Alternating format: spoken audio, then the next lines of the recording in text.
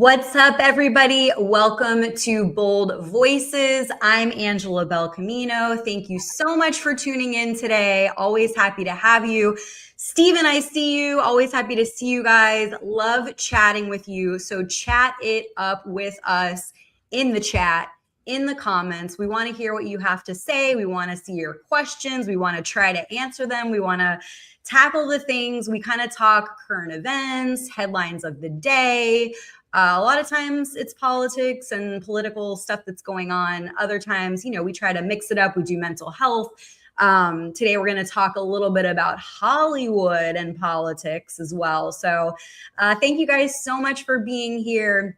If you wouldn't mind liking, reposting, sharing the stream, we would love that so we can get as many folks in the room as possible. If you're on YouTube and you haven't subscribed already, please do. Would very, very much appreciate it. And again, please chat with us. I'll be checking and pulling things up on the screen. So let's have some fun. I'm so excited for my guests tonight. I have returning veteran Jay, who's been here before. And then for the first time, I'm so excited to have her. Keanu Thompson is here. Yay. Thank you for having me. Oh my gosh, I'm so excited to see you. It's been a minute. We've gotten to do some really fun podcasts and shows together with Chrissy Mayer. You two are hilarious. Always a fun time. So yeah, I'm so excited that you're here joining today. You've got a lot going on. So you have like multiple shows going on. Tell the people where they can find them, please.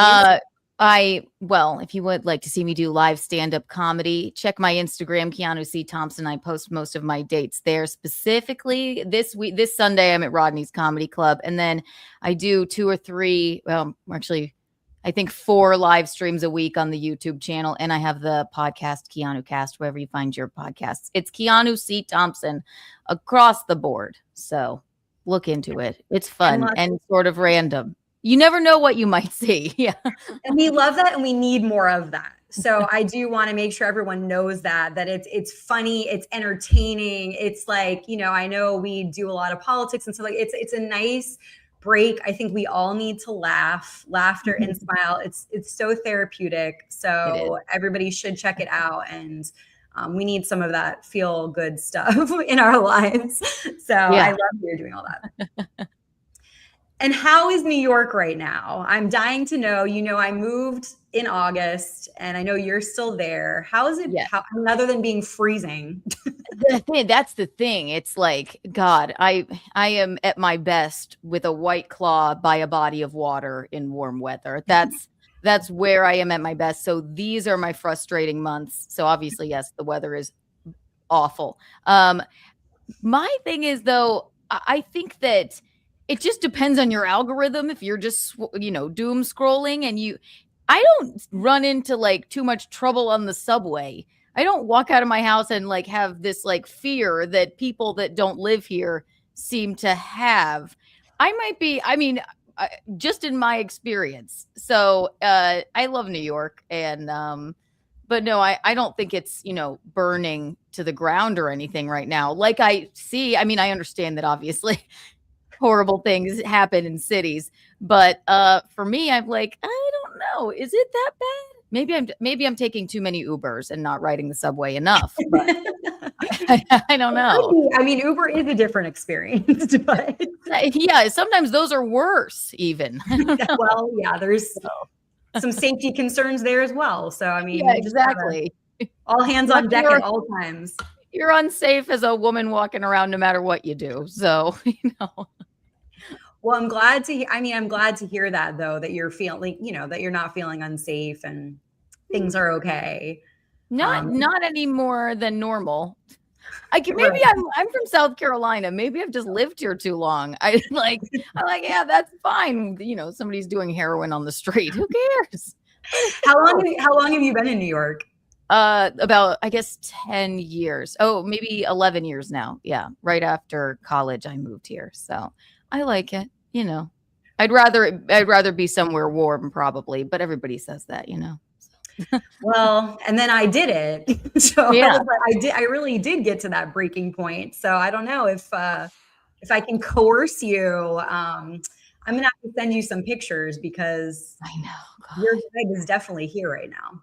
No, my husband and I talk about it all the time. Like, should we just move somewhere fucking warm? Like, luckily we do get to go like last summer and we're on the road a lot. He's also a comedian. He's in the chat. Hi, Gino Bisconti. Oh, hi Gino. But we went every place that would have us that was warm. Like, so we do kind of think like, God, if we're traveling this much already, maybe it would be really nice to just move somewhere, even like Austin. I'm from South Carolina. That Charleston's my favorite place. Florida would be fabulous, obviously. So I don't know. Yeah. But you're I've liking it, I guess, right? Yeah. I am. I'm not regretting it. And I had a great experience in New York for the 12 years that I was there. There's really no energy like New York City. I mean, it's one of the best decisions that I ever made in my life. I just really did reach that point for my mental health and for a lot of reasons why I am happy to be back here. And yes, it's working out really, really well. And the weather has been beautiful. And so you're welcome to come visit anytime and just I might move in. Who knows? My God. You might. It's pretty persuasive. So you have a pool. Oh. I know. I'm not going to keep throwing that out there while I know you're freezing, but but yes, I'll send you pictures and try to coerce you. Jay's not too far. Jay's in Georgia. So Georgia's nice.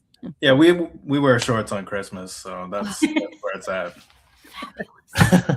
But we're like representing the South with you from South Carolina. That's American by birth, Southern by the grace of God. You know, there you go. But no, that's a really good point that you made, Keanu, about doom scrolling and algorithms. And I mean, because of the content that I do and because we talk politics a lot, like my algorithm is pretty messed up, but I do try to balance it out with like, pets, like dogs and like funny videos and stuff like that too.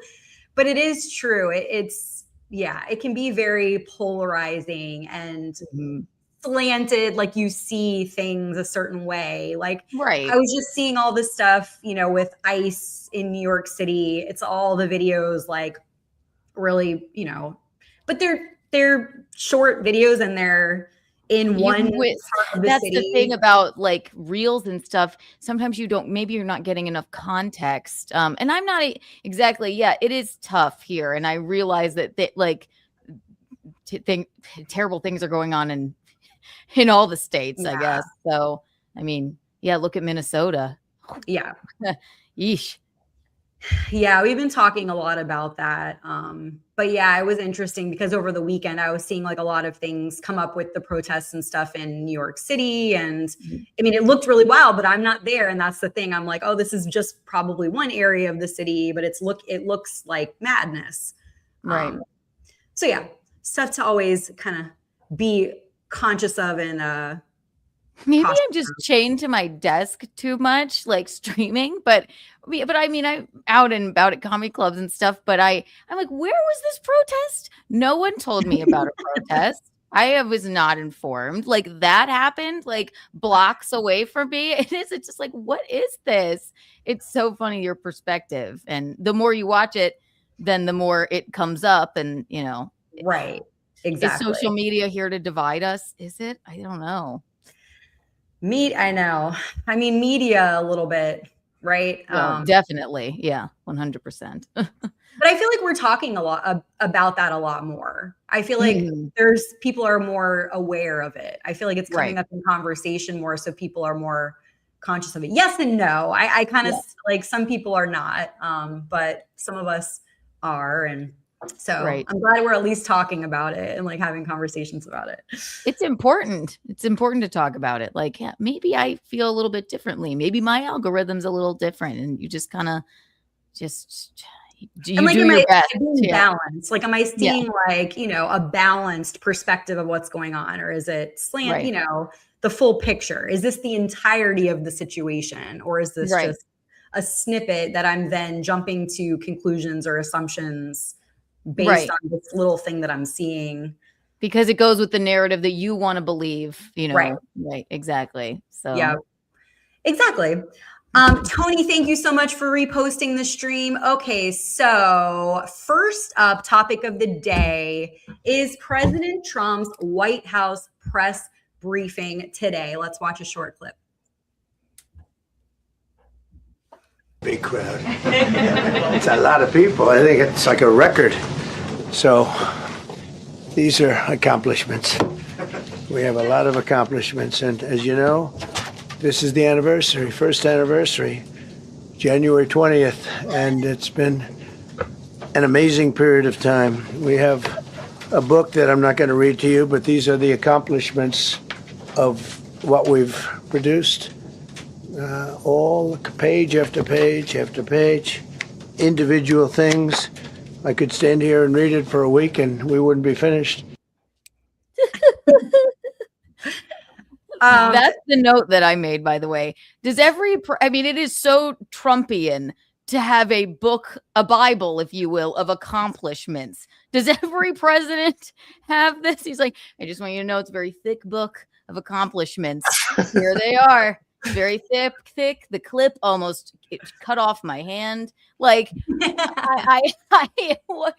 you have to laugh at it, no matter how you feel about him. It's like, is it some kind of autism that makes him so confident like that? Like, it would be nice to have that level of confidence, right? He's hilarious. If you've never been in the same room as him, he's hilarious. Like, the camera doesn't do him justice. Like, when he's in the room there, like it's so hilarious. Like, watching his rallies on TV is boring as shit. Watching it in person, I'm laughing the whole time because he works the room the entire time, and it's really hard to. It's like watching baseball on TV versus watching it in person. He's completely different. Like, he works it, and like, he's funny. Like, he's smart. He's not an idiot. Like, he knows what he's doing. He knows the binder and stuff. Like, he's got it. Like, I love that dude. Yeah. It's so funny because, I mean, it's that he got to where he is for a reason. Like, it's just so, I couldn't imagine having that level of confidence. Like, I feel bad for him because he's done so much. The things that he wanted to accomplish and stuff like that, he's accomplishing a lot of them, but they're being overshadowed by these other things. The Somali daycare thing, we have to keep going back and dealing with the other bullshit or whatever. Like, he's doing a lot. He's secured the border. Like, he completely shut the thing down. Like, that's huge. Like, compared to the last administration or whatever, like, regardless of how you feel on it, it's a complete change. And that, you know, that's one of the big things that he ran on and stuff like that. And so I feel bad for him that he has to just like keep talking about his accomplishments, because I think he's done a lot. I think he did a lot of what saw that book. It's lengthy. It's like a Lord of the Rings. Yeah.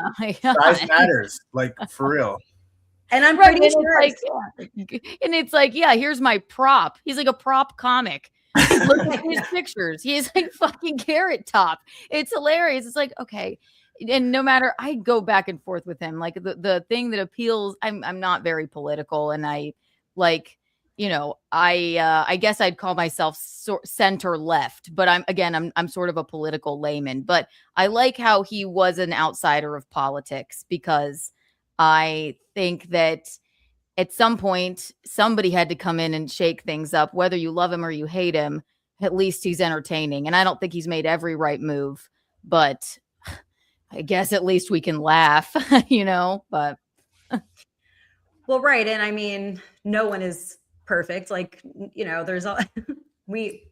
I think it's important to like own our mistakes. It's okay to make mistakes, but like to own them. So accountability is always like a big piece for me, because we're all human. But yeah, he often does feel to me like he's doing a stand-up comedy routine.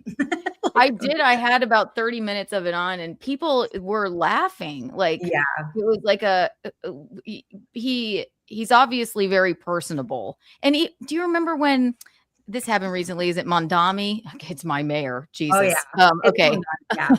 That I almost didn't remember his name. One time I didn't recognize Rudy Giuliani. I'll tell you that in a minute. And that was very embarrassing. But he was saying something. They were doing, I guess, a meeting in the Oval Office. He was like, "It's okay, buddy, you can say it." Like he even harmed him, and they've said terrible things about each other. So that the lightness of it, I like, because God, your algorithms can make it dark. So yeah. I think he did call that binder/Bible 365 wins in 365 days. And I think he read all of them because it was like a 2-hour briefing, right? And then when he forgot, my husband and I were talking about this, when he forgot, like, it is like doing stand-up. When he wasn't sure what his next like joke was, he just like pivoted to, by the way, Kamala sucks. He was like, wait, what, that happened like months ago? Yeah. And he just brings up Kamala, like, oh, where am I going? Oh yeah, here. Because I don't know if he doesn't have like a prepared speech or anything. He's like, here are all my accomplishments, and we will read them for 2 hours. So and I think there was a lot of Biden sucks also. Yeah, right. There was a lot of that. But yeah, there was, I'm curious to hear from you, Jay, like what stood out to you the most or what you liked from it. There was, I think immigration enforcement is, a focus on that, I think has been a strength for a lot of people.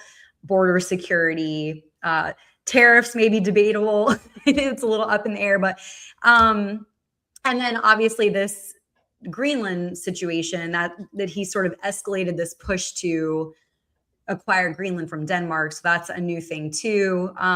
Jay, what kind of stood out for you today that you liked from it, or what do you think was strong?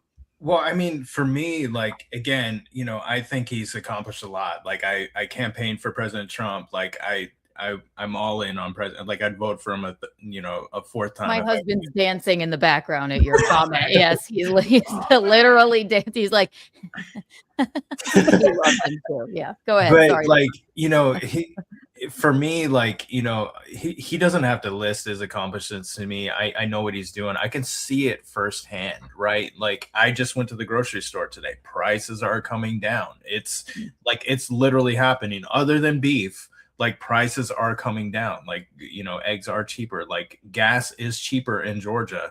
Even though they put the gas tax back on, gas is a lot cheaper than it was under Biden. And so, for me, like, I don't like that he has to list all this stuff, because I know he's doing everything that he can, and he's doing everything that he campaigned on. I don't think that every member of his cabinet is doing a good job, though.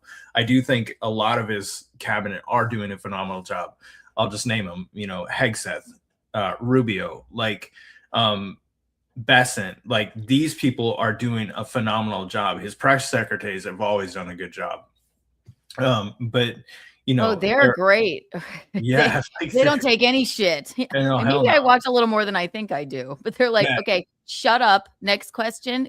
I'm like, oh, all right. Yeah, he hasn't had a bad press secretary, and granted, if you're not a Trump fan or whatever, then you might say a different thing. But like his press secretaries have been phenomenal. But the other thing is like, I do have some gripes about some of his cabinet members.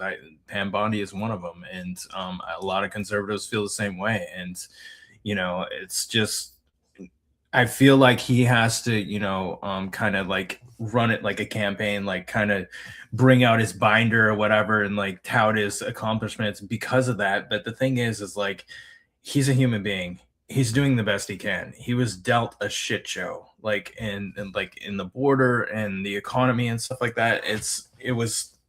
Our dollar was cut in half. And so he's doing a lot, and he's doing the best he can. And this is not what I would choose to do if I were a billionaire. I promise you, I would not be president of the United States. And so, and these older guys, like these older people, like why? Just like retire.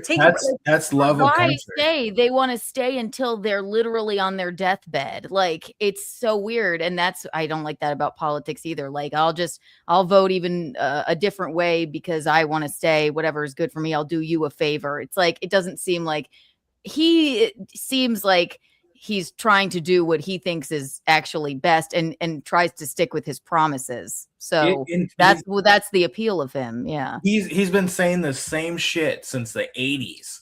He said, like, if you go back to his videos back from the 80s, he's like, no, I would never get in politics or whatever, but if I felt like the country was going in a bad direction, I would do it, you know? And so here we are. It's for love of country. Like, honestly, like I love the dude. I know a lot of people don't like him. I understand some of the reasons why you don't like him, because he's very brash. He doesn't, you know, he's not going to sugarcoat things. He's not a politician, which is why I like him. Yeah. You get his authentic self every single time. And so, you know, it's just, you know, I think he's done a lot given what he was dealt. And so, you know, in terms of like making it perfect, it'll never be perfect. Can I ask you both this? Do you remember that tweet about Rob Reiner that he posted? Yeah.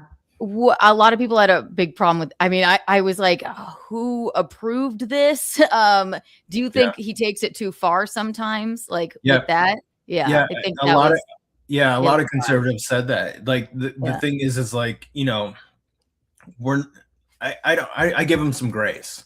Yeah. I give him some grace. Could you imagine being attacked 24/7, like constantly having to, like, again, that's with the binder and stuff like that. Like, he is constantly battling the media, other politicians, lawfare. Like, he's got lawsuits for until he dies. Like, they're gonna sue him until he dies. Like, I can't imagine being under that kind of pressure, maintaining some sort of normal life. You know, he's got grandchildren, wife, children, you know. I just can't imagine. I would not have said what he said. However, I understand it a little bit because he's always on the ropes. Yeah, he is. Yeah, you're right. No, we talked about it in a stream when it happened. I mean, I absolutely think it was inappropriate. I think, so, you know, but I agree. There were a lot of conservatives who also felt that way, which I appreciate the fact that they're able to disagree with something that he did and say like, oh yeah, like I like him, I support him, but that wasn't cool. Like that was, you know, that crossed the line. He like made it about him, and it's just should have been off limits. Like to me, that was right. So I agree. Like, that people were able to, even, you know, Trump supporters were able to say like, yeah, he shouldn't have done that.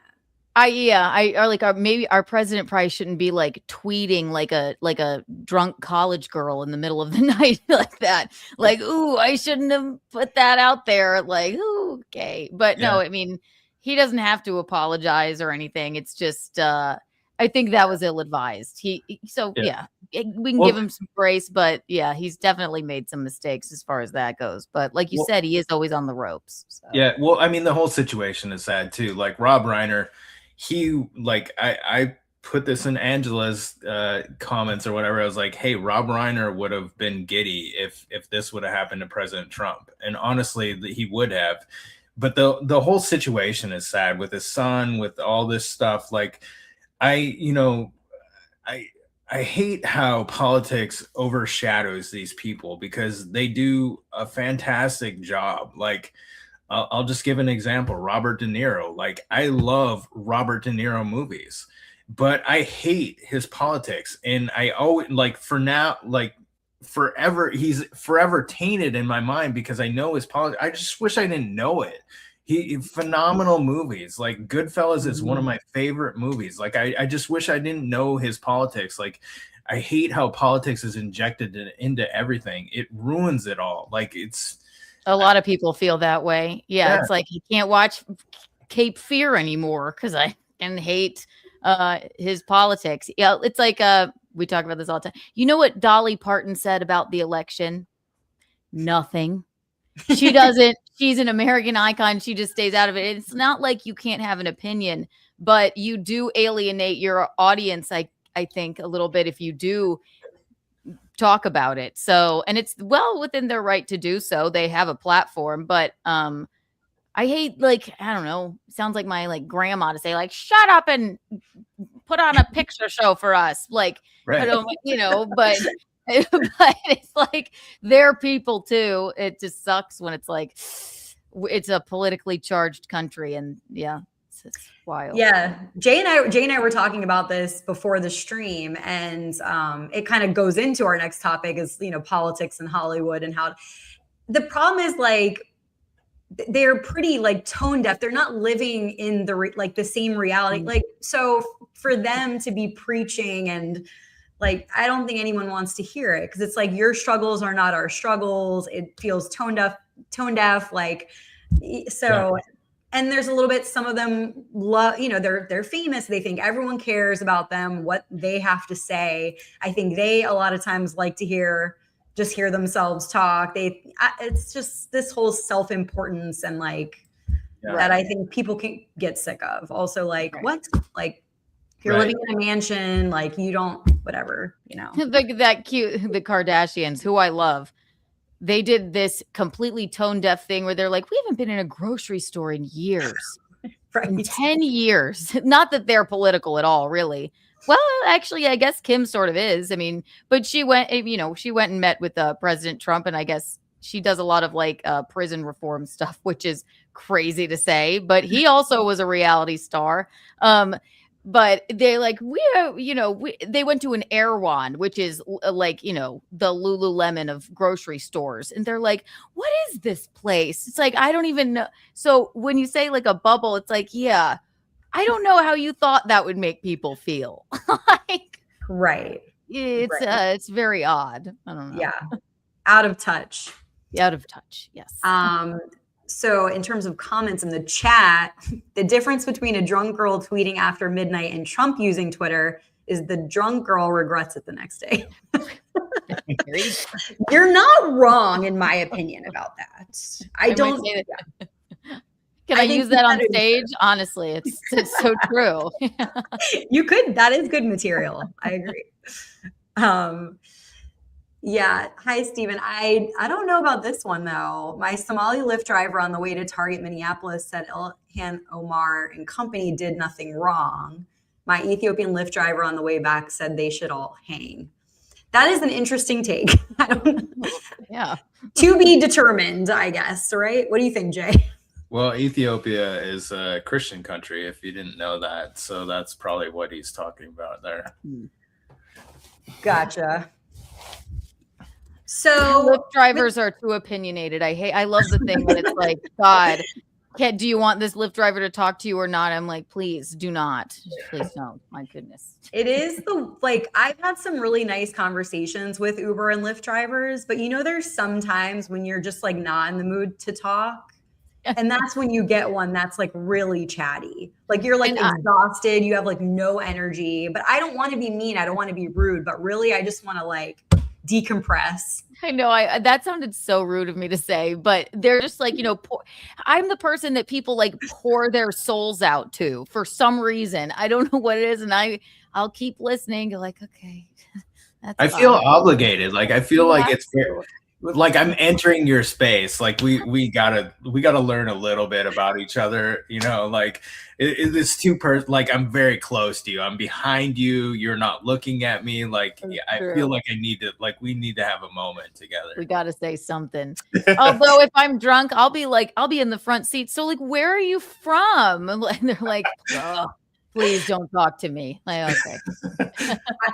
It's also Uber and Lyft in New York City is different. It's a whole different beast in Florida. Like it's so drastically different. In New York, it's pretty rare that any of them will really talk to you. In Florida, they all want it. They're all chatty. Right. And they're lovely. I've had so many great conversations. But in New York, it was always like I was getting done at work it was like an overnight shoot and I'm like exhausted and whatever. But I have a friend in Florida who gets drunk and takes an Uber, and she's so friendly to them that I wasn't on this one trip. My other friend told me when he dropped them off, she went around to the driver's side door and opened his door and gave him a hug. And my friend was like, you're lucky he didn't shoot you or something, because like imagine approaching an Uber driver's like door, like you just open it. And I mean, to give him a hug, okay, but he doesn't know. Like, yeah. And Usually, also, like, trying to be nice, but like, oh my God, girl. He doesn't want to hug you, lady. Like, get away from me. So funny. That So is funny. funny. Yeah. She's really friendly with Uber drivers. It's cute though. It's very cute. It's sweet. Endearing, yes. Okay, so back to the press briefing. Overall, what do you think that the tone was overall? What do you think it's sort of like projected to the audience? Have you like heard into how people are feeling about it after the fact, or how are you feeling about it after the fact? Overall? I think a lot of this has to do with the 2026 midterms. He's trying to set, conservative politicians up for success. He's trying to tout his successes in order, like, because he's not running again. I think it has to do with a lot of, if like Democrats take the House or whatever, then he's going to be under, they're going to impeach him. They already said, you already know what's going to happen. So, but the thing is like, he's also trying to help these politicians coming in or whatever, like trying to tout his successes so they can kind of ride the wave or whatever. 2024 is never going to happen again. That's the thing. Trump is an anomaly, right? You're never going to get conservatives to come out again like they did for Trump. Trump is on the ballot, but the thing is like, I don't see the turnout being anywhere near what it was in 2024. You had people that were enraged by Trump, and you had people that were in love with Trump, and there was no in between. And so it's going to be weird. I really don't like people talk about like, they throw out statistics and stuff like that. I don't think you can count on any of these different things because it was something completely different. It was a movement. You had Elon Musk, who, he's a liberal, right? He's out there wearing a freaking MAGA hat, like at Trump rallies and stuff like that. Like it was something different. And so I don't know, a lot of this has to do with those other politicians. But the thing is like, it's going to be hard to gauge until it actually happens. What's going to happen in 2026?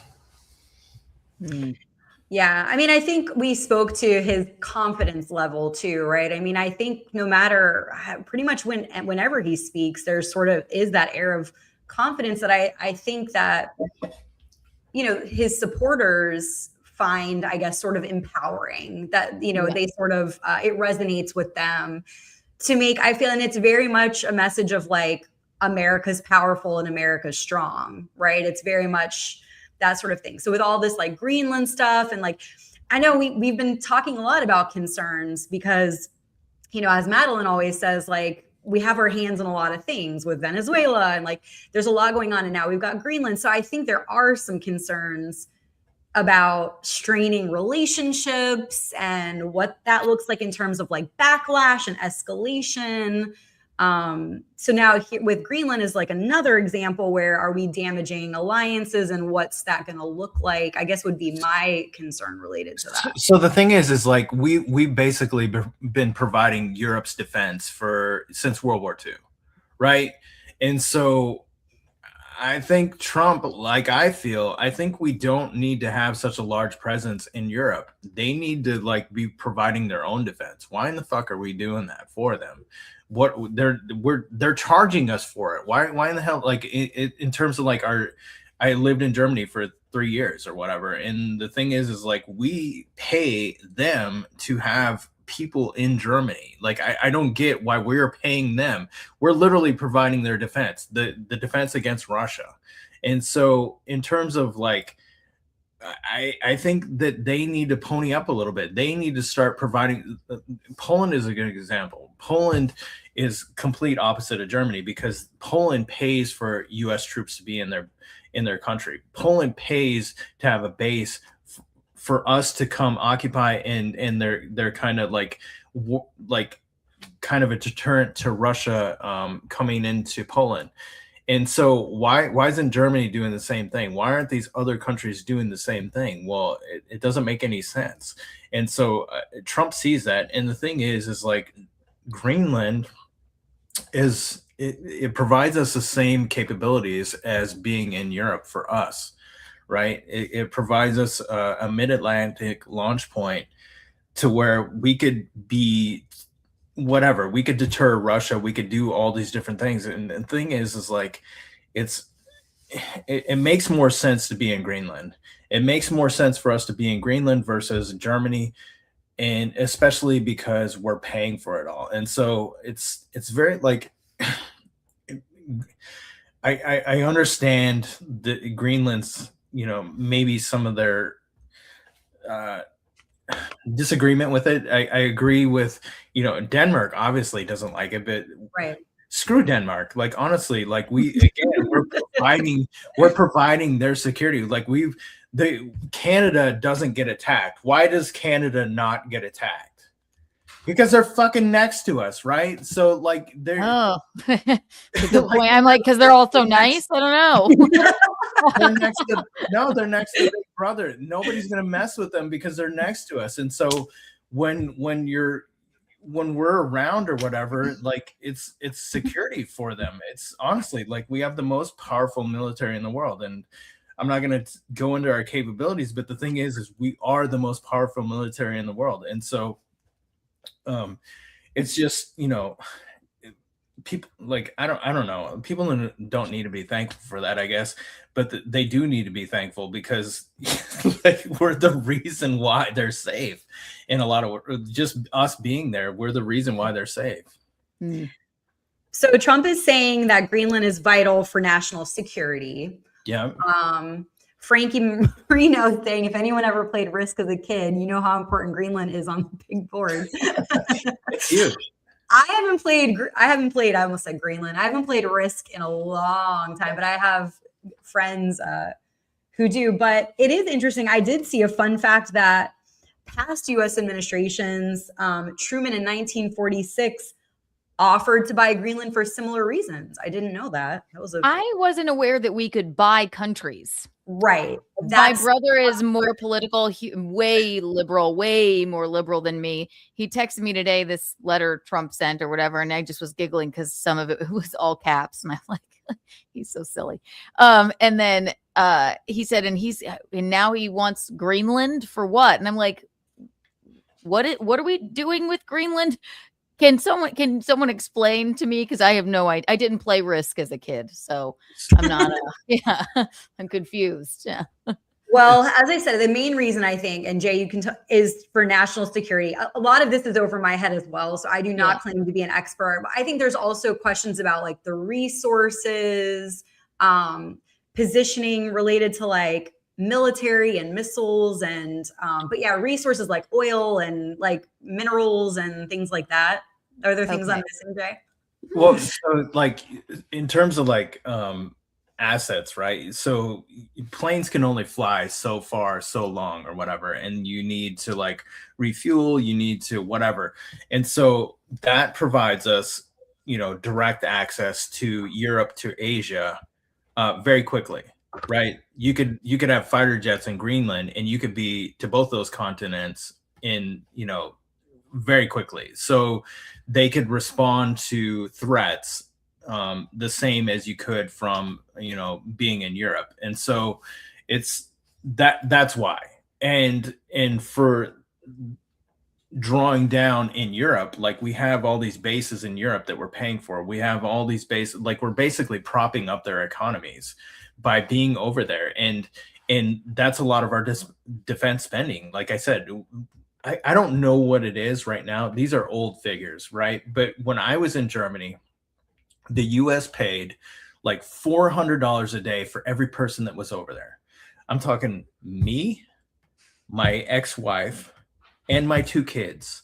The US government was paying $400 a day for us to be over there. And you're talking about thousands of people that are in Germany, right? This is a huge expense. Why in the hell are we paying for anything? Germany needs us there. Germany, like we're basically providing their national defense because we're there, just us being there. And so Germany gets to spend their money on all this other bullshit, the green bullshit. They got now they got mass migration going on or whatever. They do all these other different things. They spend all their money on these other things. Why? Because we're there providing their national defense. If we're in that country, Russia is not going to fuck with them. And so like why are we doing that? What does it, what to the American taxpayer, what good does that provide? Like none. It doesn't provide us any benefit. We're paying for it and they're getting the benefit. They get to spend their money on fucking windmills and solar panels while we're footing their national defense. It's fucking stupid. Leonardo DiCaprio should move there. He would love that. Solar panels and windmills. That sounds. I hope there's enough, 23-year-olds living I know, there. are there enough young women there? Yes. Oh my God, Leo, like, move.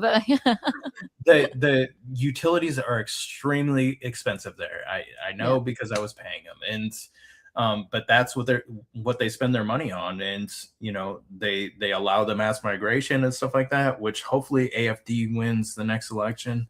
But that's what they get to do because we're there providing their national defense. So strange. Yep. So Frankie chimed in. Greenland has national security missile detection when rockets are launched from Europe and Asia. It also has a major shipping lane that Russia and China has to use. Well, they're headed to, or they're already at Davos, Switzerland, for those of you who don't know. And supposedly they're going to be having meetings about Greenland with, other European leaders. And Trump is threatening tariffs on those who sort of. There's two other countries that are interested in Greenland, and two that we should care about. And those are Russia and China. The only two other countries that even compete with us. And so they have a stake in that. And China will take advantage of any country that they can.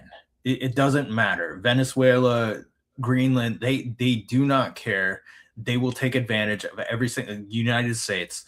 They will take advantage of every single country that they can. And so from Trump's perspective, that's also a consideration, right? Getting in there before China can and allowing them to sink their teeth in there and exploit that country and exploit its resources. They do it in Africa, right? They do it to all these different countries, these vulnerable countries or whatever. They come in with, hey, we can provide this or whatever, and they just rape the country. And they do it, like I said, in Africa, a lot of countries in Asia too. Like they're just at China's mercy. They once they get in, it's hard to get them out. Well, how do you see this playing out, Jay? Like with these meetings at Davos, and Trump is saying, that Greenland's going to be thrilled about, being part of the U.S., but I don't know. I don't. Is that what it is? It's going to become a part of the U.S. Forgive me if I sound like an idiot, but he wants it to be a part of the U.S. like Puerto Rico or whatever. Yeah, is that what I think that's exactly I think in the end that's exactly how it looks. Like Guam, Puerto Rico. I think it looks something similar to that, right? Where they fall under us. The thing that I don't want us to do, and I don't think we need to do, is put our thumb in the eye of Greenlanders. It's a small population, granted, it's not even comparable to ours, but the thing is like we don't need to put our thumb in their eye in order to Greenland hasn't done shit to anybody, right? They haven't when was the last time you thought about Greenland? I haven't. Yeah. Can we have a and that gives fuel to these stupid marches or whatever, where these leftists from Europe will they'll fund these things or whatever. But we don't need to put our thumb in their eyes. Like we just need to say that we need this strategically. It's going to be mutually beneficial. Honestly, I would like to go to Greenland to visit or whatever. I would like to add to their economy. I would like to go spend some money there. I've never been to Iceland. I've never been to Greenland. I would like to go to both of these places. And so, we need to show them that this will benefit them too, because it will. Well, it's interesting. Frankie says if Trump wants Greenland, he'll get it. Greenland, he'll get it. The only speed bump will be if NATO gets involved. My concern is also about what's going to happen with NATO. Historically, NATO has never done any favors for the United States. NATO won't do a thing. Yeah, they won't. Yeah, NATO is. This is the thing. This is what I was saying with Canada. Like, honestly, like the reason why they're powerful is because the United States. Like the reason why they have any clout, like it's the United States. And so if like the EU going against the United States or saying that they're gonna go in a tariff war with us or whatever, like they don't want that. Like that would destroy them. If they went to battle with us, then they're vulnerable against Russia.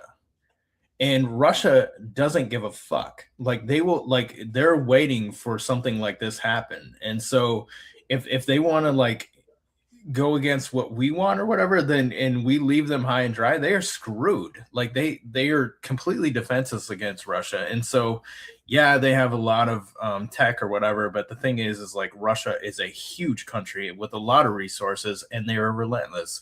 And so, you know, they do not want to be enemies of the United States and Russia at the same time because they are fucked if they do. Maybe Trump should just like mail over his giant book of accomplishments to Greenland. And then they'll be like, oh, this guy's great. Look at all these accomplishments. We'd love to be a part of you. We should, for anyone who missed it, we want to pull it up again. Big crowd. It's a lot of people. I think it's like a record.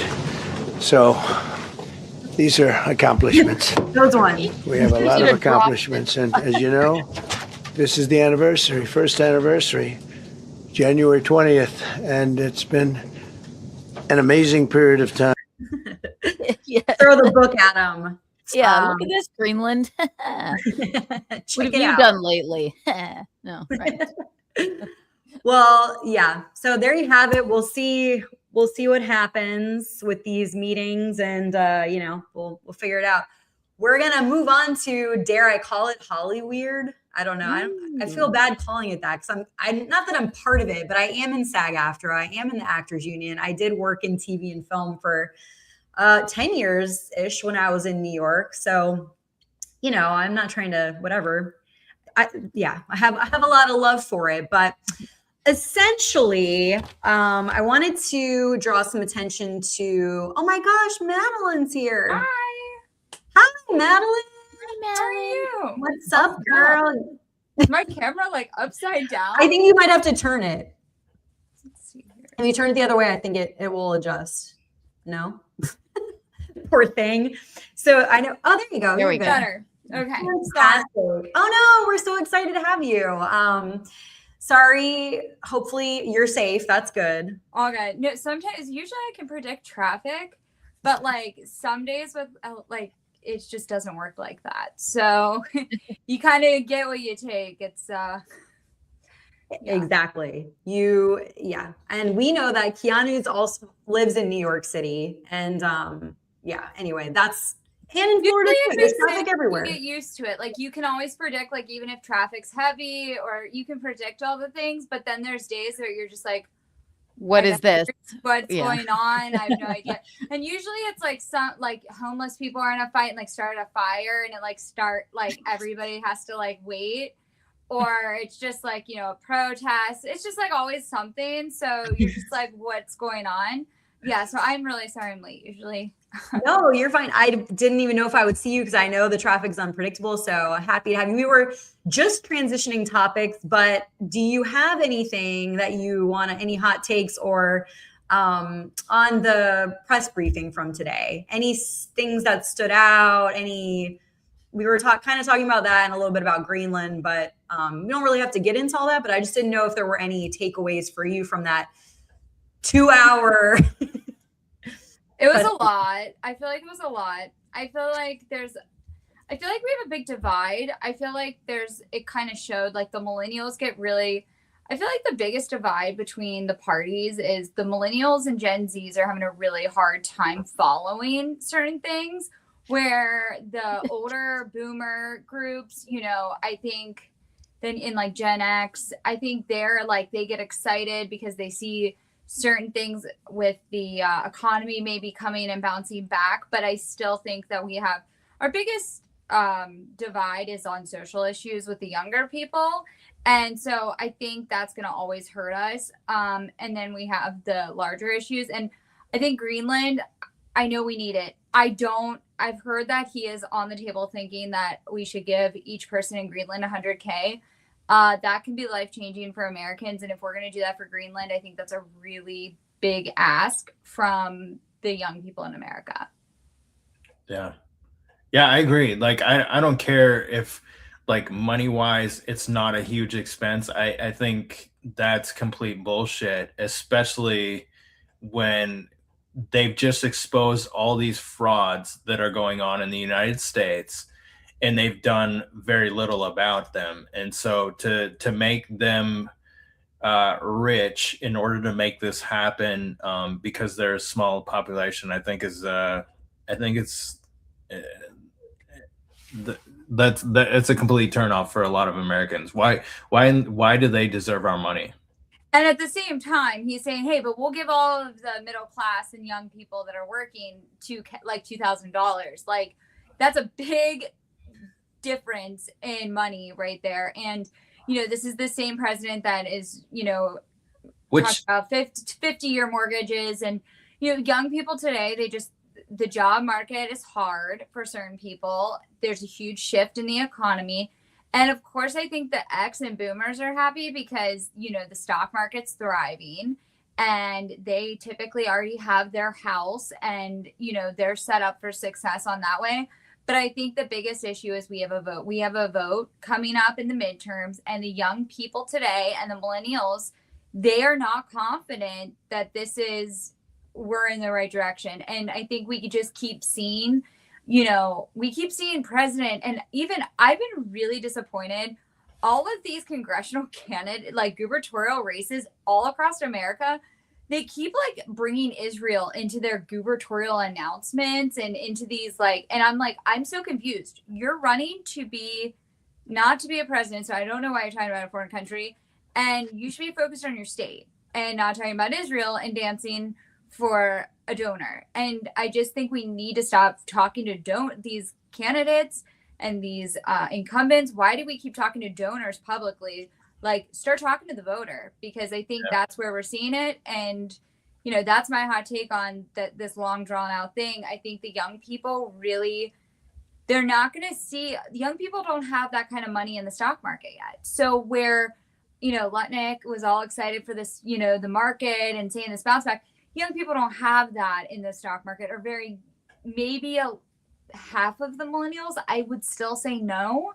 So I really encourage that we look at that, because I think young people today are where we need to really focus the vote. My husband's very old, and I don't know if he has money in the stock market or not. I wonder if he does. He's I guess he's Gen X or Eugene, are you Gen X? Yeah, I think he's Gen. I'm like, you're right. See what I'm a millennial, right? It is hard for me to follow along with a lot of it, and I hate to say this, I typically don't vote because I don't know what. I always just go like, I hate politics. I want to wash my hands of it because I don't want to upset anyone, and I can see both sides of things, but. You make a very solid point there. It's like, yeah, it is hard to follow along with. And it goes from your perspective. A lot of people are like set up in their homes already and things, but it's been tough for millennials. I think we, for some reason, weren't set up for a lot of success like our parents, I guess. No. And then for Greenland, look, I understand we need it. I just think that we don't need to buy. None of us like to buy. We don't like to see people buy voters. I don't want us to have to buy the people of Greenland, because that has never worked. We're still buying the Taliban, and the Middle East has not seen peace. So we know buying people does not work. All they would have to do is China or somebody else would have to come in with a lot of money and a better offer, and they'd say, fuck this. We'll take, in 5 years, we'll take the next set of people's money. And, that should never be the way to win people over. I don't believe that. I think this is going to unfortunately Trump can offer all this money, but I also think the great thing it has done in a positive note is it's really exposed the EU. It's really showed that we've supported them, showed our strength.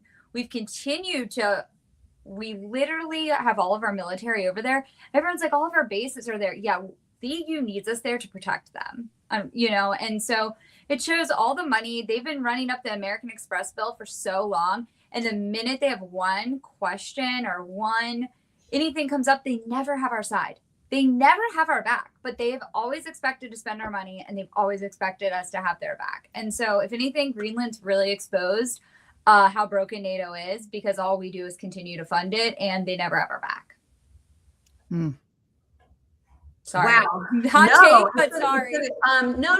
Jay was saying a lot of these things. I also was thinking about you because I know we've been talking a lot about like America having their hands in too many things. Yeah. Like this is another, right? It's just like, it's like more backlash, more escalation, more potentially strained relationships. So that's another thing I know we've been talking about already. And like, that was, another concern that we were sort of mentioning. Yeah. Like the French president coming out today and saying, hey, we should spend more money with China. Like BRICS is a huge issue. It's been an ongoing issue for a few years now, in my opinion. A lot of us, including myself, have always continued to raise like awareness. I'm not a big fan of China. I think they are a huge competitor. It wasn't until like the big AI bubble, everyone started to say we have this rush with China in the semiconductor, the chips. But I think like there's more to that with China. And I think the biggest thing is, for the French to come out and say that after all we've been through with Venezuela, it's a huge slap in the face, especially since we just hosted the president of France. I don't know when that was, like a month ago, I think, like right before the holidays. It just, to me, and now they're also, we all know how I feel about Ukraine. Now they're pitching to go make an agreement and protect Ukraine over America. And it's like, it just shows that like we will always be on the outs. And I just think it could get very manipulative if we keep going down this road. Trump can talk about tariffs all day. I'm like, cut him off. Like Trump wanted to pull out of NATO the first time around. Let's say, let's see what happens when all this continues to go on and we pull, half of our military out of the bases in the EU. I don't think they'll be talking as big of a game as they are right now. No, hell no. They pull them all out. That's the thing, is they cannot do this on their own. The only reason I was, before you came in here, I was saying, why doesn't anybody fuck with Canada, right? It's because we're right next door. And if we're in these countries or whatever, that's why they're safe. And so if we pull out of there, for one, it's going to be cost savings like crazy. We spend so much money to be over there. We shouldn't be spending any money to be over there. And so, let them deal with it. I don't care. Honestly, I'm kind of heartless about this. Let them deal with Russia on their own. Let them see exactly why they need us and let them beg for it, because they need to be begging for it. They should be paying for us to be there if we're going to protect their countries. We should be honest. The EU has really pushed this Ukraine war even further, because if you ever watch, if you go back and read the history, and if whether you like Tucker Carlson or not, there was a really interesting sit-down interview with Putin that I often refer to, and they say they had to cut a lot of it out because he goes into hours of history with Tucker, and Tucker's just fascinated by it. But truly, he was never interested in certain things. He said, if you're going to be on my doorstep, we are going to invade. Then Kamala says some stupid statement, and it just becomes this big thing, and that's when Putin decides to go on in. But then ever since then, the EU has continued to say, oh, they're coming for us. They're going to come into our other countries. It really wasn't until we have spent so much money against Russia. And honestly, the fact that Putin's been willing to talk and negotiate with Trump is amazing to me, because through proxy, we've been funding the Ukraine war. This war would have been over a long time ago. And it's just crazy to me because the American taxpayer has spent billions of dollars funding the Ukraine war. We spend trillions between NATO and all these countries that we keep funding. Let's throw in the Taliban too. It's nuts. So no, I'm not going to continue to support NATO. I've said the Trump we all loved and all the America First people, you want to get the base back? Get the base back by saying what he did the first time he ran, which was we're pulling out of NATO.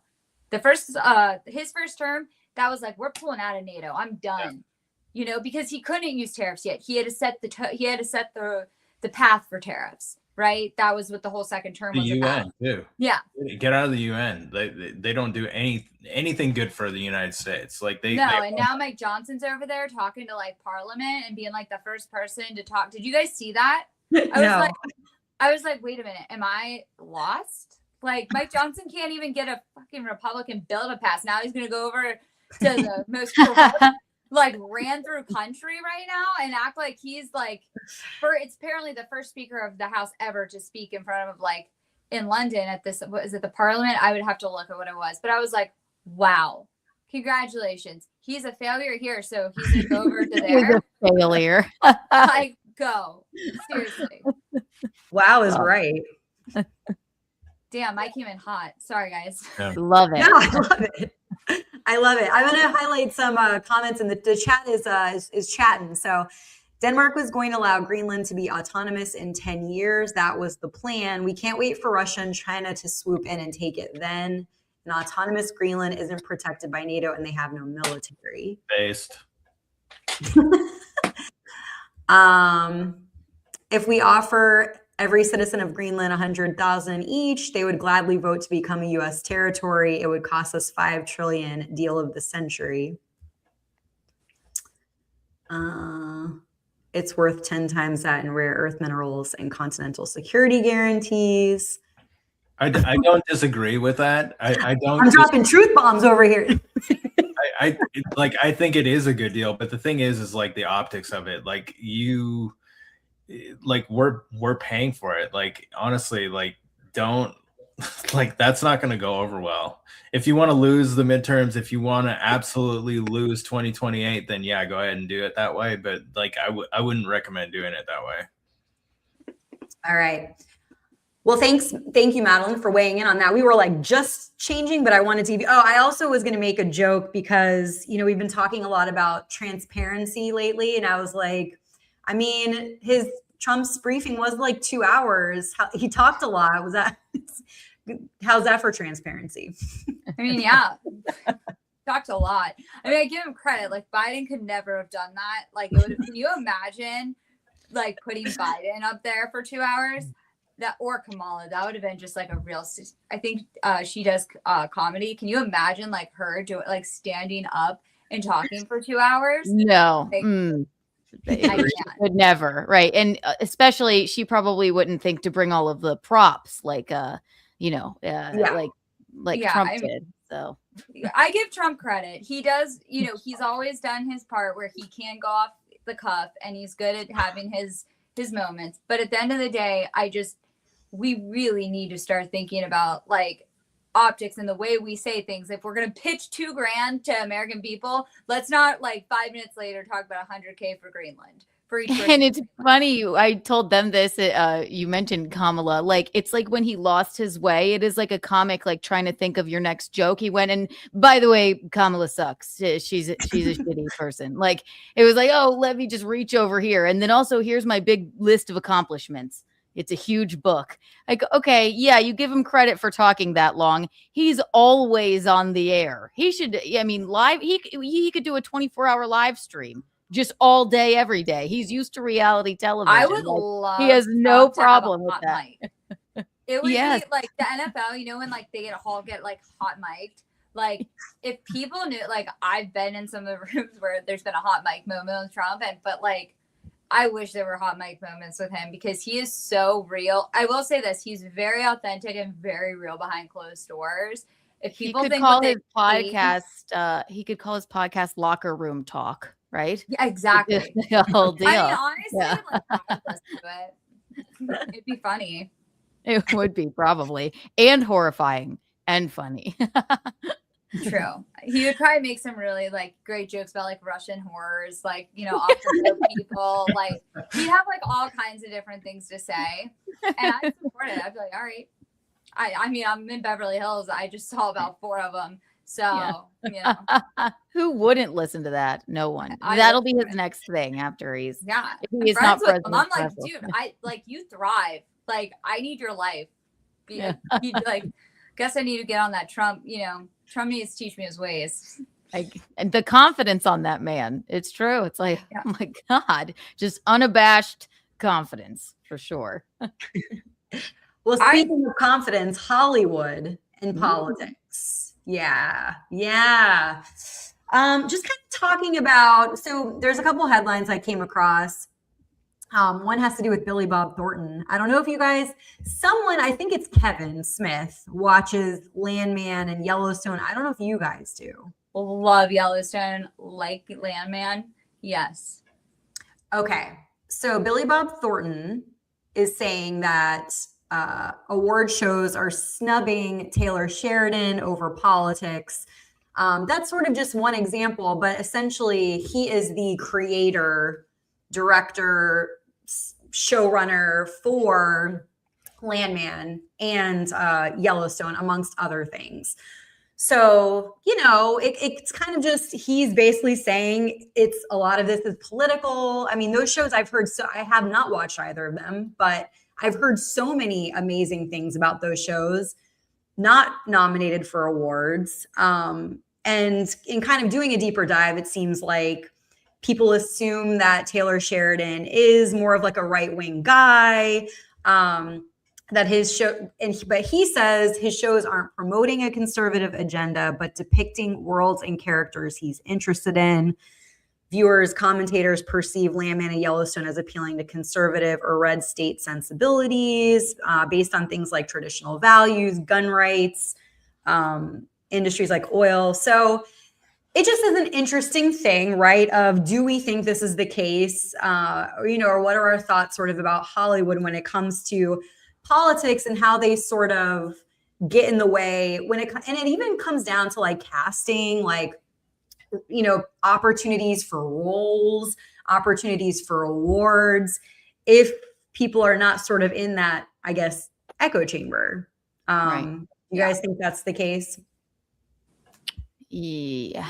Like I said, what did Ted, you hear what Ted Danson said about the election? Nothing. That is probably your best way to go in Hollywood, but I understand the need to talk about it. But also, it's called acting for a reason. Just because they're acting, in a show that appeals to conservative values doesn't mean that the actors necessarily feel that way. And Yellowstone is, from what I understand, I've seen a few episodes of it, it's like wildly popular. So it is kind of odd that it would be. Beth is my thing. Like, if I could be Beth, the daughter that like is about to have a spinoff, and I'm just telling you, you can go look at memes, and you can, in 2 seconds of looking at memes, you're gonna understand who Beth is. Like, she is a vibe, and there are days I wake up and I'm like, I want to be Beth. Like, I'm ready to burn this fucking city down. What is it about Beth? I need to know, because I don't know. She's a badass bitch. Like, she'll fucking kill you. She wakes up and like starts drinking. Like, she'll pour her drink and like start smoking her cigarettes on the porch. There you go. Anybody can be Beth. And she puts on her heels and like drives off in like her in her Porsche. And she like loves her cowboy that like basically grew up on her dad's ranch and like raised the ranch for her dad. But like, she takes no shit. She goes after all the private equity guys that are coming in and trying to buy up all the land in Yellowstone, Wyoming, obviously. And actually, that's sounds like sort of a feminist ideal, like, isn't it? So that would be sort of a liberal thing. Sort of empowering. True. Yeah. The sad thing is it's really not political at all. There's a lot of truth. It actually shows both sides, right? Because there's So there's like the Democrats and there's like these Indians who are all about their land. And a lot of people favor the Indians in this. So it's like, and it really builds up because he goes back and tells the story. I think, what was it, like 17, like there's like 2 other spinoffs to this where he, like, the father in this was like his dad. And like, it goes all the way back in the history of this. And it's very interesting if you watch it. I know Joe Rogan's like fascinated by it. I know he's been on there. To me, it's very much like Grey's Anatomy and like Scandal. What is it? Charlotte Rhimes, right? Shonda Rhimes, right? Yeah, she's a great writer, director, producer, like very well known. Listen, I loved Scandal, being in PR. Obviously, people know what I do, somewhat crisis management. Like, loved Olivia Pope. A lot of us grew up watching Grey's Anatomy. Just because I am Republican, that doesn't mean I hate Shonda Rhimes, right? Right.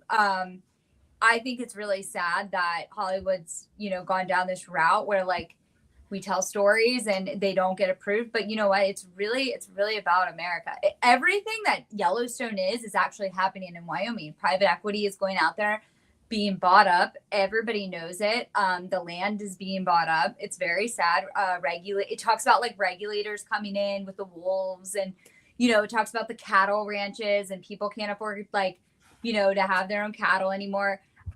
I don't see where anything about it's wrong. It's all pretty factual. But the thing is Democrats don't like the narrative. It's actually, well, like we were talking about Joe Rogan, you mentioned him too. If he's talking about it, then liberals are going to go, must be bad. If he likes it, we probably don't like it. Right. And I think you also said like his podcast was snubbed at the Golden Globes. Right. You just made life having a cigarette in your hand. What's that? The cigarette in your hand is like you just became my favorite person. She's giving terrible Beth. habit. Yeah. No, I am Beth. Yeah. No, I love that. My mom growing up, always had like a Marble light all the time at night. She lit it. And so when I moved out, I would always I don't smoke cigarettes. I don't vape. But I admit, I still, when I have, bad days or I'm homesick, I will light a Marble Light cigarette just to smell my mother at night. Because she had kids. So during the day, and she runs, a marathon runner. You wouldn't even know she smokes. But at night, it was, you knew it was, time to go ask mom for her credit card. Or, you were in trouble and, needed your report card signed. Yeah. That was the Take time. it. Write yourself a check. It's fine. My right. mom still thinks, she's like, I don't even smoke that much anymore, even at night. But I'll tell you this, these vapes are so dumb. Don't girls know how dumb they look? I'm like, Mom, my mom and dad are very Italian. So they're like, my mom is too, all the way. She's like, go all the way or don't fucking go, Right. That's true. That's true. No, I'll the first thing I want to do when I leave the gym is smoke a fucking cigarette. It's horrible. It's horrible. My husband doesn't smoke, but he likes that I do because he's 100% Italian and his parents smoked, and I'm like, okay, well, that's fine. You can smell it and it's calming. For some people, it's if in my family, it's just oh, this is fucking great. It's such trash, but smell it from here. I'm like, it's like the gas station when you smell gas and you're like, oh, I like that smell. Yeah. Cigarette smoke is the smell of good times and good conversation. It's like I'm all we should just all go back to the 90s. Some of the best conversations were when people went outside and smoked a cigarette. I know. Nobody really gave a damn. I'll tell you this. If you were a Republican smoking a cigarette and you have a lighter, you would ask a Democrat and vice versa. It's so true. They bring us all together, even though it's horrible. But it's true. Unity over the cigarette. No, I feel like this is your audition tape to play Beth's sister. No, I'm just kidding. True. Yes, I would totally vote for this. Yes. Beth, she's just like us. In the comments, everybody should just start doing memes from Yellowstone for the vibe. But the vibe should be the Yellowstone. I'm telling you, Beth is a whole vibe. Yeah. Yeah. I need that in my life. I need a cowboy in my life. Riff was I need you. How do I get this? How do I take what I have and make that this? I love this. Well, since you live in California, I suppose. Yes. Yeah. So I'm from are Kentucky, you? So I go back and forth a lot, so I get somewhat, but I don't live anywhere near a farm in Kentucky. I'm from South Carolina, but I live in New York, right? So are you on the you're in the minority of sort of Republican people in California? Does that affect your career? Does it affect your day-to-day life? Do people throw their green juices on you or funny you say that. I have a book coming out called A Mess in a Dress, but the whole point was my career took a shift because social media never really had a place until millennials until about, I would say 2011 was when Instagram was a check-in app for restaurants and fully launched 2012, content curation. Right. And my whole life came to a head when certain parts of my career found out that I was a young Republican and super. Oh, okay. So I had to learn really quickly to own who I was. And I always tell people, if you own it, no one can use it against you. So I have a lot of friends that lean left and they just they know Madeline's going to I've worn Trump shirts my whole life, been super Republican. You can't really change the girl from Kentucky. So You can take her out You of know? Kentucky, Yeah. but you can't change. It's like trying to take meth off a farm. She's still Right. Beth. You don't, yeah, and it's never apologizing is for who you are, like how you feel is sort of an empowering thing. So I props honestly to you. Yeah. a lot of Angelinos and like people that are native to California, they're not as bad. It's all these people that move into California from all over and try to be this like second version of LA or second version of California. They are like a real detriment to the city because they don't really care about the city and they don't really Right. care about the state. And that's kind of just like what I say about politicians. If they don't actually go back and represent their district, if Eric Swalwell doesn't live in California, he shouldn't be allowed to run for California. Mm-hmm. It's very true. Yeah. So yes, the question, which I think we're sort of seeing, is that do actors who openly align with certain political causes gain an advantage in Hollywood? Do the political and social messages in films or shows influence the chances of award recognition or versus pure artistic merit? We've talked about this before. I know Kevin feels very strongly about this, that the push for diversity and inclusion, has it been transformative or has it been like, performative and politically driven? We've kind of talked a lot about like the wokeness that sort of exists in television and film. So those are some questions, but you mentioned this and I was going to bring it up about Joe Rogan. So I also came across Bill Maher had a clip he had Dana Carvey and David Spade on his show, and they were talking about sort of the wokeness in Hollywood. And he was mentioning how Joe Rogan's podcast was snubbed this year on the Golden Globes was the inaugural award for Best Podcast. And it is interesting. I definitely thought about it at the time. It's interesting that Joe Rogan was not nominated.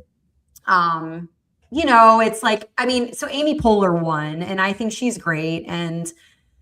But there's some interesting things there. And then some of the other nominees, it's like Dax Shepard. It's like these actors that are all sort of in the club. I didn't even until the Golden. I did not know Dax Shepard had a podcast even. Yeah. And I love him, but I was like, okay. Megyn Kelly was nominated, but you have to go before a board, and you have to. It's kind of like dancing for APAC. You have to like dance for the board and like say why you deserve the award. And Megyn, I'll have to find the clip, but she says like I wasn't about to like go like beg them for an award. That's all awards. Like you have to campaign. Yeah. Or right. you have to pay for it somehow. Yeah. Like and so it's like I'm like, if I have to pay for this award, fuck that. Like right. Exactly. Yeah. Right. But yeah, it is we were talking about like when you have podcasts, it's kind of, I don't know, it's kind of annoying. It's like, Amy Poehler, like she's great. And it's a great, I enjoy watching the clips and everything, but it's like, it's so predictable, right? Like, I listen because she first of all, I think she's hilarious. And then she has great guests on, but she is so Hollywood that every time it's not even just this incredibly famous guest. She does this thing like talking behind your back, like in a good way. So she has the very famous guest and then their very famous friend that knows them talk about them in a nice way behind their back. It's like, so of course it's like, oh my God, I want to watch this. But that's because she's very Hollywood because she's had an incredible career. And, I listen to that podcast a lot because you can't help but click on it because it's like, it's all the stars that you want to listen to. And she is funny. So I think she deserved it. However, I find it, I don't know. Should the former, I never thought in my life that the former host of Fear Factor would be like the most popular fucking podcast. I always think about Fear Yeah. Factor. Like I can't take Joe Rogan seriously half the time because I grew up like when we didn't have like family dinner and I was like hurrying to get to like a sport practice. Like I remember I'd watch like Fear Factor at like 7:00 at night, like eating my like dinner. How am I supposed to take this seriously? Like, That's what I'm saying. I'm like, that guy is what we're all gonna rally this man, Yeah. but it's popular for a reason because I guess it's sort of like veers off the path of like what people are like supposed to say or whatever. But so it is sort of odd that they did snub him, but they look how long it took for poor Leo DiCaprio to win a damn Oscar, and he won for the most ridiculous film of all time. So like, and he's the one that loves windmills and like solar panels. So he's extremely liberal. So, I mean, if you look at it like that, what did he do to, be snubbed for so long? Well, he probably just wasn't in. I feel like they're not in the club. Like there's a club of like people who always get nominated, and eventually he did get in the club. But it was like I just feel like it's always like the same people that get no matter what. And there's lesser known like indie films and artistic films that we're not even hearing about or seeing with amazing actors. But it's always the same people getting nominated. It's true. Also, I love Amy Poehler, and I watched the clips, but like we talked about. But absolutely. I mean, she has a whole team doing, making it what it is. She has all the celebrity, it's just sit down and be funny, which is like what a luxury, it's of course a whole team and a booker and that's great. And she's worked hard for it and she knows how to make it a good podcast. I wonder though, if they actually did nominate Joe Rogan, would he have won? Probably not, because I guess who votes on the Golden Globes? Not people, right? Just the Academy. Sorry, not that the Academy or whatever isn't people. They're lizards. No, I'm kidding. They're not that would real be what my husband. That would be what my husband would say. But I will say the entertainment world podcast, like all of this, 2020 really hurt the bringing the unity in Hollywood and bringing people together. I had a lot of friends that owned a lot of the big clubs. I was we would all go from high to I lived that life in my 20s. Like the best of LA I lived in. I'm very grateful I lived it when I was younger. But even Sweat House and all the fun things, all the things that really brought different groups of people together, 2020 really killed that because of the pandemic, right? A lot of those businesses shut down. A lot of the nightlife shut down. A lot of the parties and events and all the really fun things that shut down. And now since 2020, we've seen a decline in the business. California is not friendly for business. You want to start a business in Kentucky, it's $48 for an LLC. In California, every year, no matter who you are, to start a business, it's $900. It's incredible for a California LLC. So, now they have the trillionaire tax. There's a lot of reasons Hollywood has fallen apart, but really the business in general has fallen apart and bringing people together has fallen apart. And now everyone's just in their homes, creating these TikToks. And it's really become almost divisive because what happened is instead of everyone going out, meeting people, really starting to work together on projects, it's whoever, if you weren't here, if I wasn't here and I moved here now and I didn't know people, I'd be screwed because people don't go out and meet people essentially the same way they used to. It's a very different city. If you talk to people, they'll tell you it's a very different, state and city. So I think, Hollywood is seeing that too. And in the podcast and even in that, you're just going to continue to see the same faces. It's always been that way. But it's going to get worse until it gets better because, now all of the big studios are going bankrupt and we just saw one file recently. It's just they put us in boxes and then it stayed that way it's still sort of that way. Look what we're doing right now. Right. But it's it changed comedy forever. My God, I certainly wasn't going to go do stand up on the subway like people were trying to do. I went back to South Carolina and I will say it never quite got back to what the comedy scene was, at least when I started out. So it's the hanging out in clubs thing. And now it's more just get a, posting TikToks and getting clips and doing things like that, or that is sad. And I'm not even sure. I don't know if it'll ever quite be the same, but you have a major point there. So I need to find it, but I have the 2018 and 2019. I have to find it, but it's it's confidential, but I will totally leak it now because it's been long enough. But it's basically the mandates, the Hollywood mandates for showrunners to look at like who to hire, basically. And you'll see like Indian Kid for this show, NBC's like studios, and you'll see, and it's like, you want to know why all these shows have that like random, like, no offense, but like you'll see this like most American family, and then they just throw in like a random like Indian kid or a random black kid.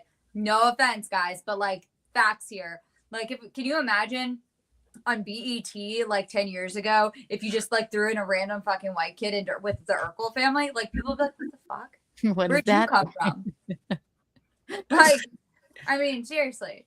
Even when you actually, I mean, I don't mind like the diversity in Hollywood, because now when you go back and even watch like a romantic comedy or something, you're like, really everyone is all white.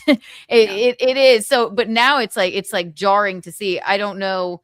So, I mean, I don't mind that. It's like, I would think that it would just be like the best actor for the job, but yes, you see it in commercials and I mean, it's all very, it's weird that we didn't think about it before. So, but a lot of the writers, and what I was going to say is also with like this type of thing with the podcast and with like Hollywood and the mandates, what happened was a lot of the writers changed. I'm sure you do comedy, you know, like writers, skits, everything was starting to go really woke. And then it was calling for certain people. And so a lot of people also got really discouraged. And so a lot of the same people have continued to go up, and then you're going to see certain other people like slowly climb the ladder. But I think a lot of people really did get discouraged in those years because it was a slow thing that not a lot of people believed. There was a lot of unfair, a lot of ridiculous, like people would just they would sign, they would give up their whole life to go do this show. And the next thing they knew, they were written out of the show because they needed more, you know, they decided they needed more diversity or something like that.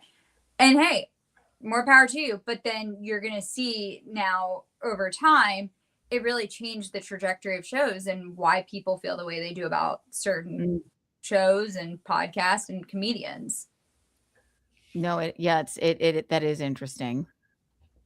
I wish I didn't know their politics. I wish that it was just something that I didn't know. I could just be ignorant, like Robert De Niro. I was talking to Angela about this before. I absolutely despise him in his personal life, in his politics. Some of the best movies ever made were, you know, Robert De Niro. Like Goodfellas scene where, you know, he's about to kill Maury is my favorite scene probably in any movie. Like, with, you know, it ruins a lot of it for me. And I was talking, I had Antonio Sabato in one of my spaces before, and it, you know, I'd hate to deprive my kids of movies and stuff like that. I hate, like, you know, because I'm very conservative and stuff like that, but I don't want to like ruin it for them. You know what I mean? Like, if they don't know or whatever, if they don't like, music is another thing too, like very leftist, like a lot of musicians are very leftist or whatever, like Pink Floyd and stuff like that. I love fucking Pink Floyd. Like, I don't want to not listen to Pink Floyd just because of their politics. Like, how do you feel about Green Day performing at the Super Bowl? Well, I think Green Day sucks. Like, I love honestly, them. like, I love them. I know. Like, I think they genuinely suck, and so since they have terrible politics, I really don't. That's nothing. I talked about it on my show the other morning. I'm like, because I'm the biggest Green Day fan, and I'm like not political, but I always go like, it's very punk rock to be anti-establishment. People in my chat were like, fuck you, this is un-American, they should not be at the Super Bowl, they're communists. I'm like, I just like, you know, the album Dookie, my God. Old school, it's Dookie, you know, you like the album. No, and it is funny because even booking someone for the Super Bowl, football is supposed to be, other than baseball, I guess, the most American thing. But even that's political. It seeps into like all of our lives, no matter what. Yeah. When I was a kid, I used to watch ESPN every single day. Now I won't even turn it on because of the politics surrounding it. Like, it's all political now. Like, right. How did it seep into this game? Right. It's so weird. Yeah. I didn't realize that Green Day was performing though, because I thought it's Bad Bunny, isn't it? Isn't Bad So Bunny? Green Day they're gonna I guess it's open for Bad Bunny or perform before it starts, but of course, and then they go on there and Billy Joe Armstrong says the most terrible things about Trump, like he's just like a pig and stuff like that. But I just go, which to me, I'm like, okay, well, they're a punk rock band. That's what they do, and it's right. It doesn't matter. Where that's concerned, I go like, well, that's what they're supposed to do. Where it's Robert De Niro, I'm like, well, that's disappointing, Right. I mean, Well, also because they're writing songs about issues Right. that they're American Idiot is a political album, exactly. Right, No matter how you exactly. slice it, right? It's like we So it's didn't not need to know how surprising. Robert felt. Yeah, Right. You're acting in a film or whatever. It's it's different. a different thing. Yeah. Just want to pull up these. Hi, Quiet Part Pod. Diversity is fine in TV movies, but shoehorning is in a racial stereotype, a lesbian and gay component in sex scenes for all of the above is just too much. Remember when every show didn't have interracial couples, gay characters, girl bosses, every show.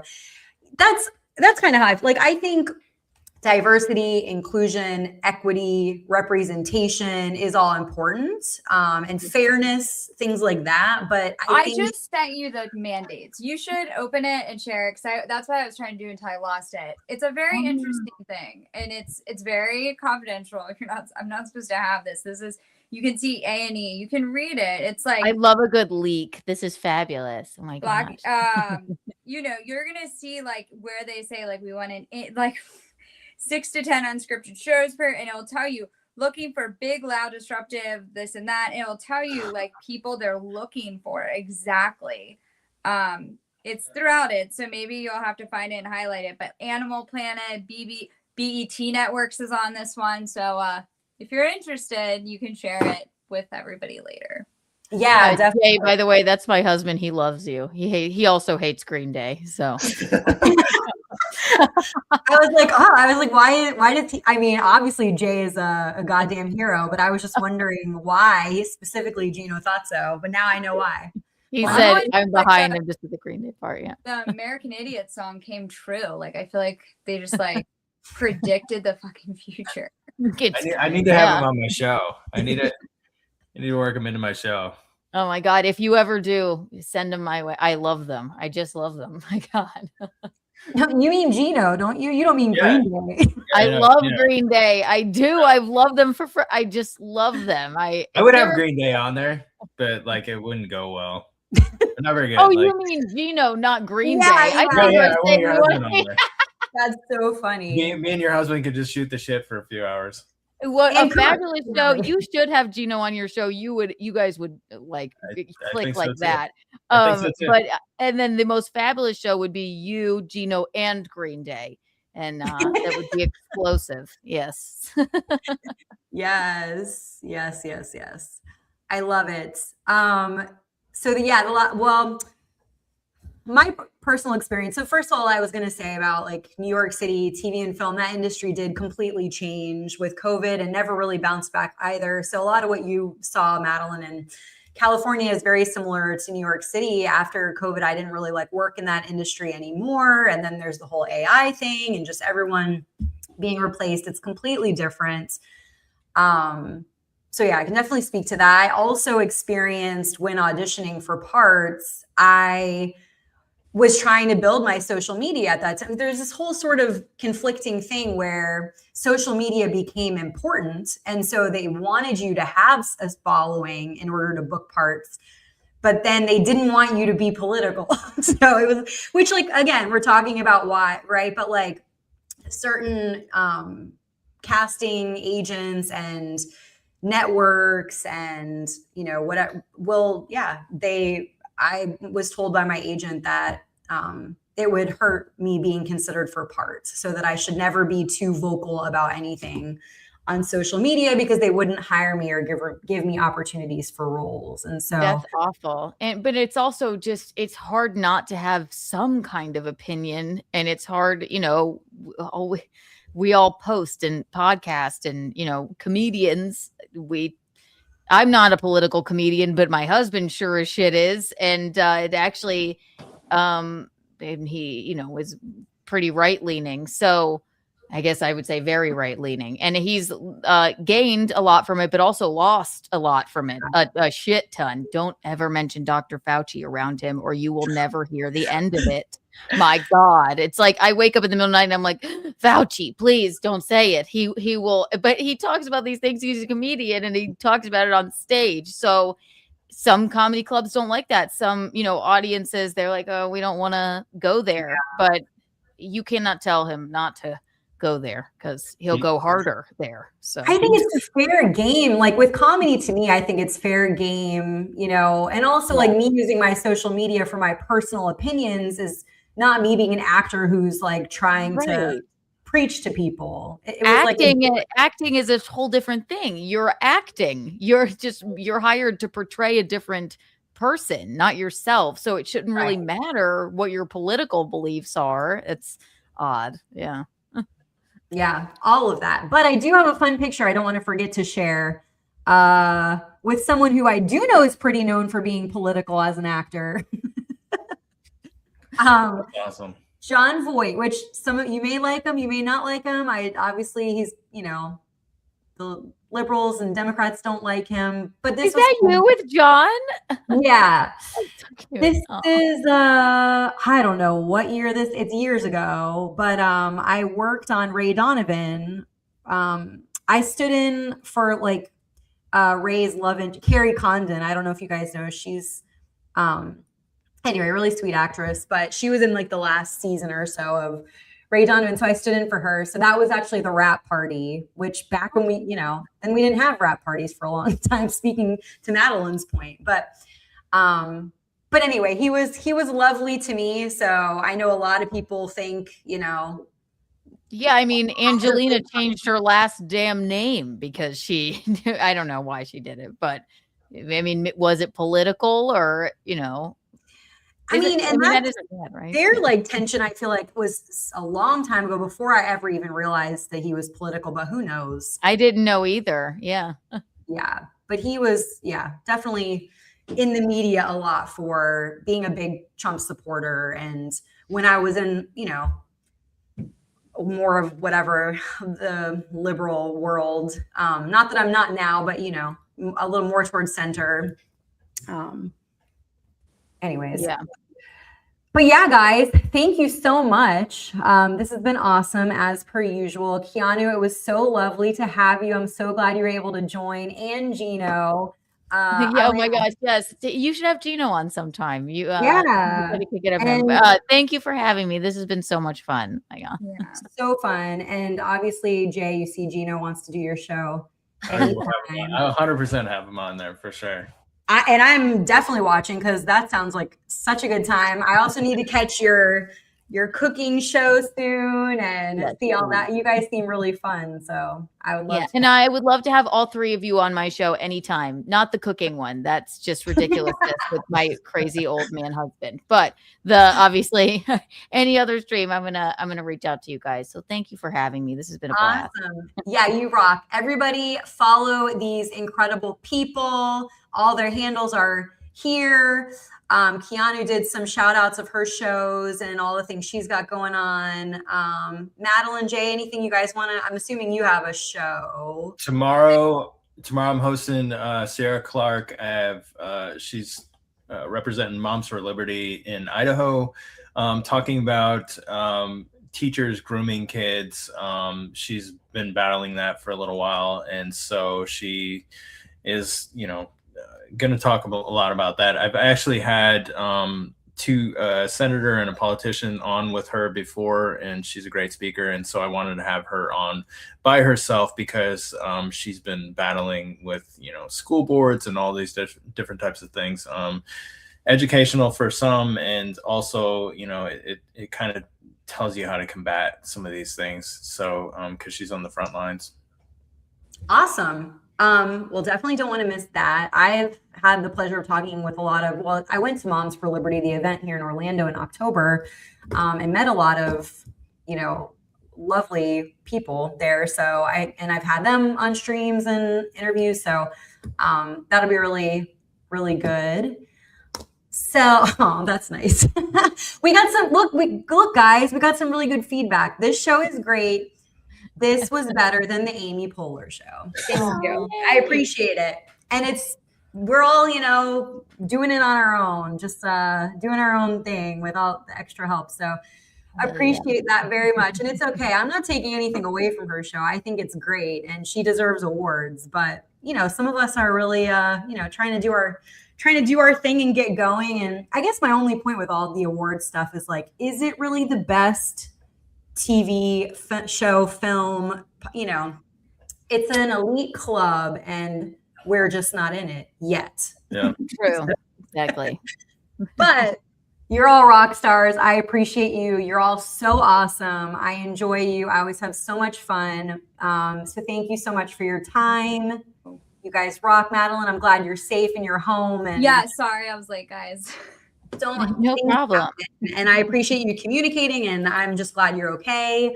Things happen, and you guys rock. Thank you so much. Everybody follow them, support them, go watch all their shows. Madeline's got a book coming out, all that jazz. Thank you guys so much. Good night. Bye, everybody. Everybody in the audience, thank you so much. You've been awesome. Really, really enjoyed the chat today. You guys were really giving it, and it was really fun and interactive, and I love that. I love that. We love hearing from you guys and interacting with you and hearing what you have to say. Couldn't do it without you. So thanks again for tuning in. Thank you for the support.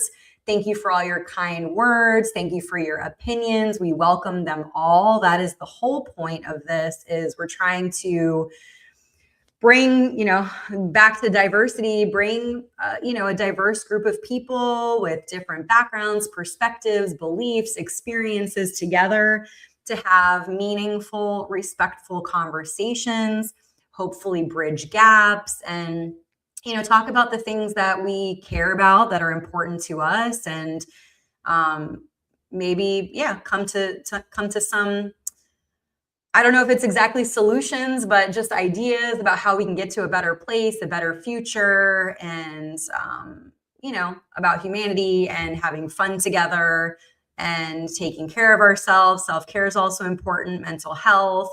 So I appreciate you all so much, because again, this wouldn't be a show without you here. So I appreciate you. RV, thank you so much for your kind words. And my Casio keyboard. Yeah, you can see it. Yeah, it is. Oh, now the comment's kind of blocking it, but it is. I actually really need to get playing that thing. Fun fact, speaking of Green Day, I was not in Green Day, but I was in a band back in the day called SMB Project. For those of you who don't know, I was in this band SMB Project from like 2005 to 2013 in Orlando, Florida, and did that for those years and toured and did some stuff. Sort of like 90s alternative rock, very like Smashing Pumpkins, if you're into that genre of music. And that is my bass guitar that I played back then. And then I moved to New York City and I never really picked it up again. And then I was like, I'm going to play keyboard. And also, fun fact, I want to learn how to play drums. That is on my agenda, is eventually to be a drummer. But I really, I need to, I know sometimes you guys see the instruments and you're like, when are you going to play it on stream? So maybe I need to get to practicing. It's been a minute since I was a musician, but yeah, I'm representing with the instruments anyways. They're kind of a cool background. So right now I'm just kind of posing, but I was in a band. RV is going to teach me how to play drums, apparently. RV, where do you live?